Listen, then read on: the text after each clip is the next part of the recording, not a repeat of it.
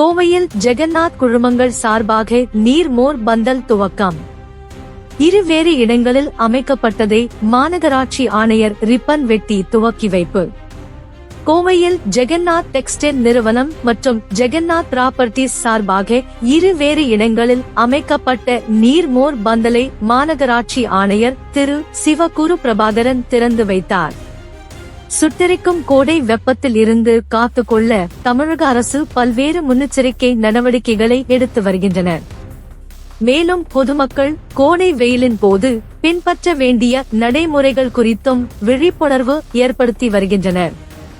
இந்நிலையில் கோடை காலத்தில் வெளியில் வரும் பொதுமக்கள் தாகம் தீர்க்கும் விதமாக கோவையில் ஜெகநாத் டெக்ஸ்டைல்ஸ் மற்றும் ஜெகநாத் ப்ராப்பர்ட்டிஸ் சார்பில் மோர் குடில்கள் துவங்கப்பட்டுள்ளன. கோடை வெயிலின் உச்சத்தில் நீர்ச்சத்தினை தக்கவைத்துக் கொள்வதற்கு பாதசாரிகளுக்கு குளிர்ச்சியான மற்றும் சுவையான நீர்மோர் மற்றும் குடிநீர் வழங்குவதை கடந்த பல ஆண்டுகளாக சேவையாக செய்து வரும் நிலையில் இந்த ஆண்டு கோவை ஆர்.எஸ். புரம் அன்னபூரணி கோவில் அருகில் ஒரு மோர் குடில் மற்றும் ஆர்.எஸ். புரம் குமாரசாமி ஏரிக்கு அருகில் ஒரு நீர்மோர் குடில் என 2 நீர்மோர் பந்தல்களை அமைத்துள்ளனர். இந்நிலையில் இதற்கான துவக்க விழா ஜெகநாத் டெக்ஸ்டைல் நிறுவனத்தின் நிர்வாக இயக்குனர் திரு ரமேஷ்குமார் திபர்வால் தலைமையில் நடைபெற்றது.